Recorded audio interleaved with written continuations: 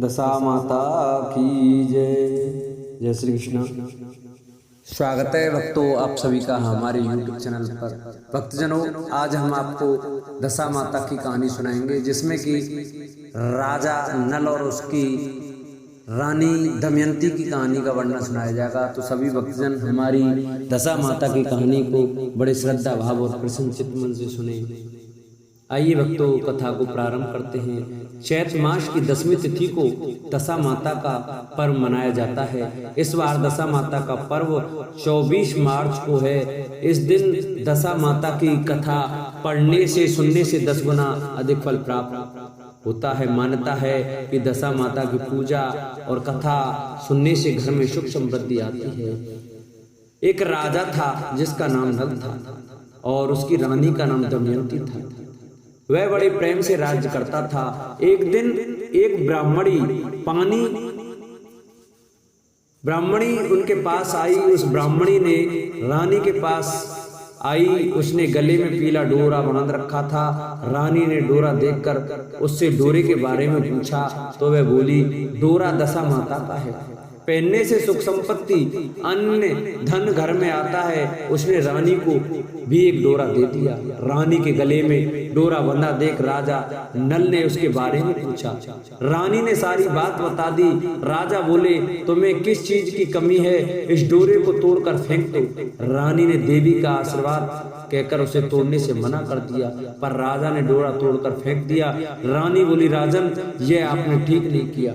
इसके बाद उस रात राजा के स्वप्न में 2 स्त्रियां आईं। उन दोनों में से एक स्त्री बोली, राजा, मैं यहाँ से जा रही हूँ। दूसरी स्त्री बोली, राजा, मैं तेरे घर आ रही हूँ। राजा को लगातार यह सपना 10 से 12 दिनों तक आया। रोजाना ऐसा सपना आने से राजा उदास रहने लगा। रानी ने उदासी का कारण पूछा तो राजा ने स्वप्न की बात बता दी। रानी ने राजा से उन दोनों स्त्रियों का नाम पूछने को कहा। तब राजा ने उनसे उनके नाम पूछे तो जाने वाली स्त्री ने अपना नाम लक्ष्मी तथा आने वाली स्त्री ने दरिद्रता बताया। लक्ष्मी जी के जाते ही सब सोना चांदी मिट्टी हो गया। रानी सहायता के लिए अपनी सखियों के पास गई, लेकिन रानी का बुरा हाल देखकर कोई भी उनसे नहीं बोला। दुखी मन से राजा रानी 5 वर्ष के राजकुमार के साथ जंगल में कंदमूल खाकर अपने दिन बिताने लगे। चलते चलते राजकुमार को भूख लगी तो रानी ने कहा, यहाँ पास ही एक मालन रहती है जो मुझे फूलों की माला देकर जाती थी, उससे थोड़ा छाछ दही मांग लाओ। राजा मालन के घर गया। वह दही पिलो रही थी। राजा के मांगने पर उसने कहा, हमारे पास तो छाछ दही कुछ भी नहीं है। राजा खाली हाथ लौट आया। आगे चलने पर एक सांप ने कुंवर को डस लिया और राजकुमार की मृत्यु हो गई। विलाप करती रानी को राजा ने धैर्य बंधाया। इसके बाद वे दोनों आगे चले। राजा 2 तीतर मार लाया। भुने हुए तीतर भी उड़ गए। उधर राजा स्नान कर धोती सुखा रहा था कि धोती उड़ गई।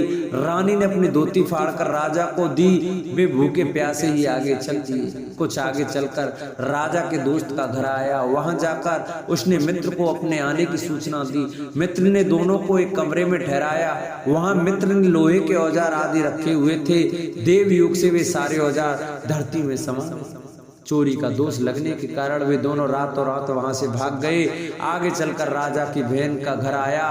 बहन ने अपने एक पुराने महल में राजा और रानी के रहने की व्यवस्था की।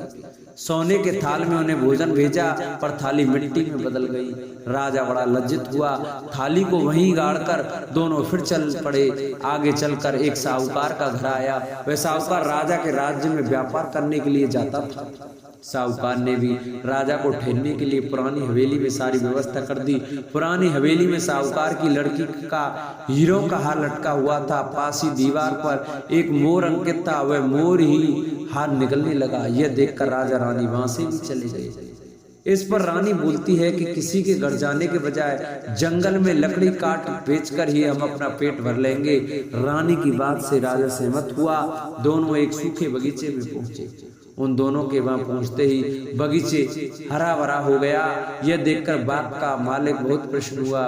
उसने देखा वहां एक स्त्री पुरुष सो रहे हैं। उन्हें जगाकर बाग के मालिक ने पूछा, तुम कौन हो? राजा बोला, मुसाफिर हूँ, मजदूरी की खोज में इधर उधर आए हैं। यदि तुम रखे तो यहीं हम मेहनत मजदूरी करके पेट पाल लेंगे। इसके बाद बगीचे के मालिक ने उन्हें अपना नौकर रख लिया।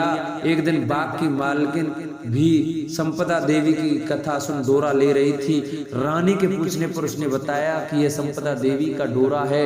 रानी ने भी कथा सुनी, डोरा लिया। राजा ने फिर पत्नी से पूछा कि यह डोरा कैसे बांधा है, तो रानी बोली, यह वही डोरा है जिसे आपने एक बार तोड़कर फेंक दिया था और इसका अपमान किया था, उसी के कारण संपदा देवी हम पर नाराज हैं। रानी फिर बोली, यदि संपदा माँ सच्ची है तो हमारे पहले के दिन लौट आएंगे। उसी रात राजा को पहले की तरह स्वप्न आया। एक स्त्री कह रही थी, मैं जा रही हूँ, दूसरी कह रही थी, आ रही हूँ राजा, मैं वापस आ रही हूँ। राजा ने दोनों के नाम पूछे तो आने वाली ने अपना नाम लक्ष्मी और जाने वाली ने दरिद्रता बताया। राजा ने लक्ष्मी से पूछा, अब जाओगी तो नहीं? लक्ष्मी बोली, यदि तुम्हारी पत्नी संपदा जी का डोरा लेकर कथा सुनती रहेगी तो मैं नहीं जाऊंगी। यदि तुम डोरा तोड़ दोगे तो वापस चली जाऊंगी। वाक की मालकिन जब वहां की रानी को हार देने जाती तो दमयंती हार बूथ कर देती। हार देखकर वह रानी बड़ी प्रसन्न हुई। उसने पूछा कि हार किसने बनाया है? तो मालन ने कहा, कोई पत्नी बाग में मजदूरी करते हैं, उन्होंने ही बनाया है। रानी ने मालन को दोनों परदेशियों के नाम पूछने को कहा। उन्होंने अपना नाम नल दमयंती बता दिया। मालन दोनों से क्षमा याचना करने लगी। राजा ने उससे कहा, इसमें तुम्हारा क्या दोष है, हमारे दिन ही खराब थे। अब दोनों अपने राजमहल की तरफ चले। राह में साहूकार का घर आया। दोनों वहां साहूकार के पास गए। साहूकार ने नई हवेली में उन्हें ठहरने के प्रबंध किया तो राजा बोला, मैं तो पुरानी हवेली में ही ठहरूंगा। वहां साहूकार ने देखा कि दीवार पर चित्रित मोर नौल के हार उगल रहा था। साहूकार ने राजा के पैर पकड़ लिए। राजा ने कहा, दोस्त तुम्हारा नहीं, मेरे दिन बुरे थे। राजा आगे चलकर बहन के घर पहुंचा। बहन ने नए महल में ही रहने की जिद की। जैसे उसके पैरों के नीचे की धरती खोदी तो हीरों से जड़े थाल वहां से निकल आया। राजा ने बहन को वह थाल भेंट स्वरूप दिया। राजा आगे चल मित्र के घर पहुंचा तो उसने नए मकान में ठहरने की व्यवस्था की, पर राजा पुराने कमरे में ही ठहरा।